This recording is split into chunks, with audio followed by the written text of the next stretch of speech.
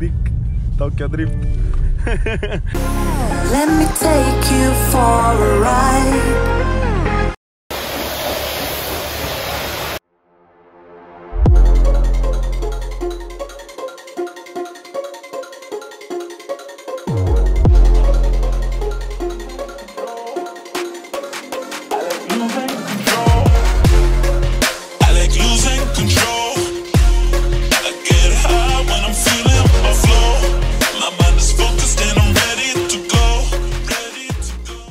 Vlăduț, ce poți spune despre seria 8? De când e la tine? Bune. E o mașină Să nu spui. N-are cum să dea greș. N-are cum să dea greș? N-are cum să dea greș. E imposibil. Da, așa eu zic, mă, deci atâtea dotări are mașina asta, deci un seria 8. Diesel, motor de 3 litri, câți cai? 320 de cai și Bi. 650 de Nm cuplu. Și biturbo, bineînțeles, să se înțeleagă, da? Dotări aici, na, clasic, încălzire, răcire în scaun, climă pe 2 zone. Nu știu, butonul ăsta verde, din câte știu, dacă îl apeși, îți activează toate sistemele de siguranță, așa-i? Da, sunt mai multe sisteme de siguranță care au și steering intervention, adică, de exemplu, dacă treci peste o linie continuă, volanul imediat o să-ți redreseze mașina pe banda ta. Sau dacă vine o mașină în viteză pe banda din stânga și tu nu te-ai asigurat, mașina la fel o să intervină. Da, zici că are și cruise control, îi spune. Da, cruise control. Are casca aici. Ține benzile. Ține banda, frenează față de mașina din față. Exact. Luăm de distanță. Acum, cruise control obișnuit. Aici puteți vedea că are 1, 2, 3, 4 moduri: adaptiv, Eco Pro, Comfort și Sport. Și Auto Hold, da, normal, bine, aia nu e un mod. Auto Hold-ul e pentru... Da, să țină mașina fără să pui practic piciorul pe frână. La stop sau da, la semafor. Da, poți să pornești direct, apeși pe accelerație. După ce te-ai oprit, mașina intră în Auto Hold și se ține singură, nu mai trebuie să ți dau piciorul pe frână. Când apeși pe accelerație, pornește. Aici avem sistemul multimedia, de puteți vedea aici cu o groază de chestii și lucrușoare. Aveai o chestie foarte faină, deci experience mode-ul ăsta. Deci să fie așa pe scurt. Pe scurt, dacă vrei să ai un vibe în mașină, o atmosferă. De ce? Am pornit înapoi, da, s-a oprit filmarea. Deci ce face executive mode, deci îți dă o atmosferă, îți creează o atmosferă, un ambient anume. Uite, de exemplu, luminile sunt albastre, acum nu știu dacă observați, dar cred că se vede. Ventilație în scaun. Ne-a pus ventilația în scaun, scăzut temperatura pe 19 grade. Deci cred că să fie mai fresh așa, pentru asta e. Da, te vitalizează, îți dă energie să... Și îți pune și muzică, dacă nu mă înșel. No source available. Ce bai? Nu cred că îți pune muzică. Nu? Nu, pentru alte programe. Uite, și aici mai are expresiv, well-being. Mai are aici... Ops. Hai să vedem, uite, vehicle status. E engleza mea de baltă. Avem aici starea mașinii. Toate sunt ok. Service, uite, ne arată în cât timp trebuie să facem următorul service.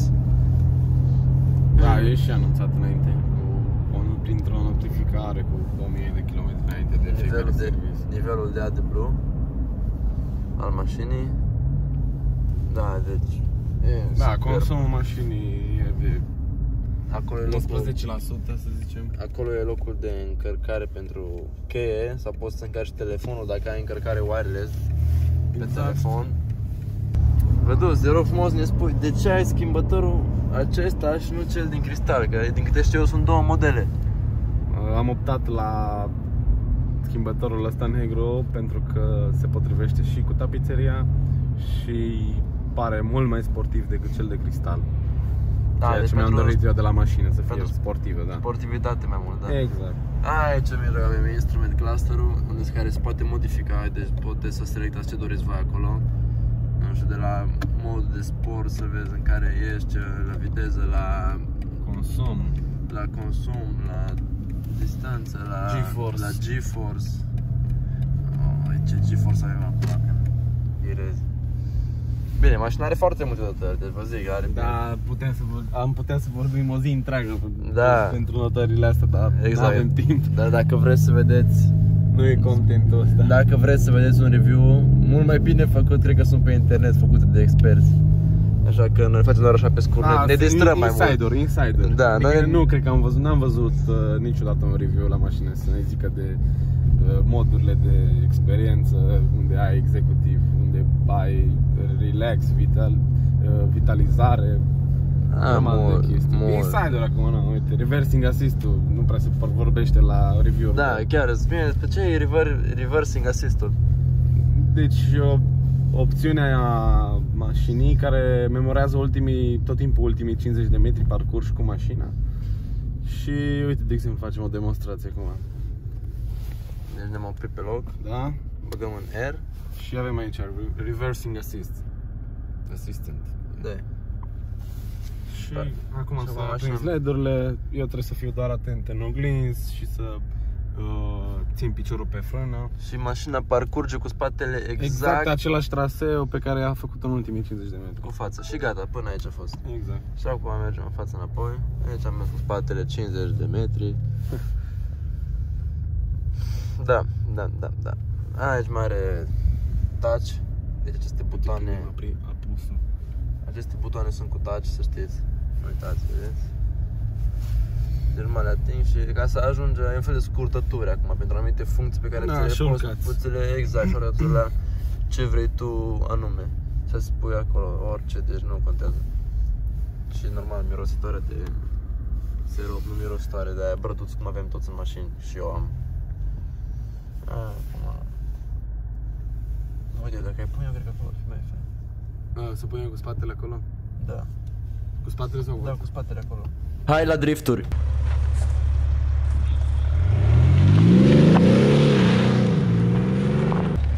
Na, pune să faci drifturi, că eu încerc să vin așa cosă după tine. Bine. Bun? Aha! Dic, dau chiar drift.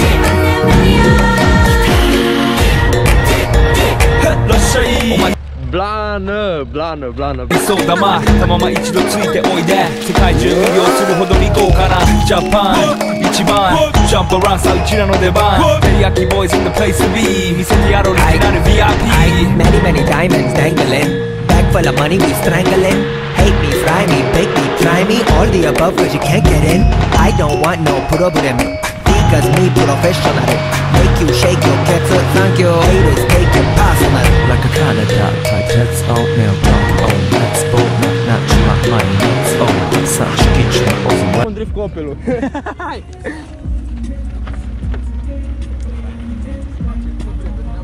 Stai să merem. Dă niște drifturi, Andrei. Dăm cu tracțiune în față ca băieții. Ăsta e șofer adevărat.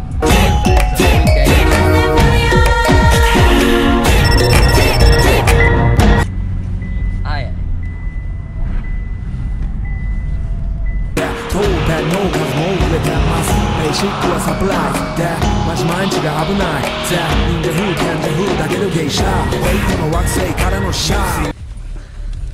Bun, stai, DSC-ul așa, nu la și în a doua. Păi, manual? Bagă în sport și așa, în a doua. Și așa îi dai? Da. Ia să văd așa o video cum să învârce.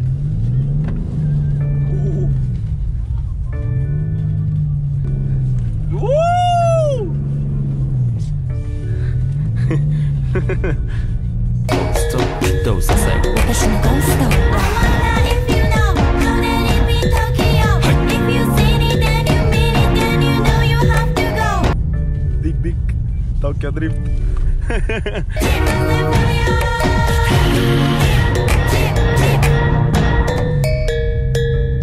Ce fain pleacă, bă, ești prost? Hito Island tabi da Moeri yoshi de poch ne Tamanegi desa so koch Hito up de gold so Machu subette no kon Mecce cari monda sha Marș cu aici, șmechere. It's gotta be the furs, that's why ladies choose me. All of cute, that's why we so huge. Allergical girls know how I feel. Daily spec, I keep it real. Not a China man, cause I ain't from China, man. I am Japan, man. Cum filmează așa? Yes.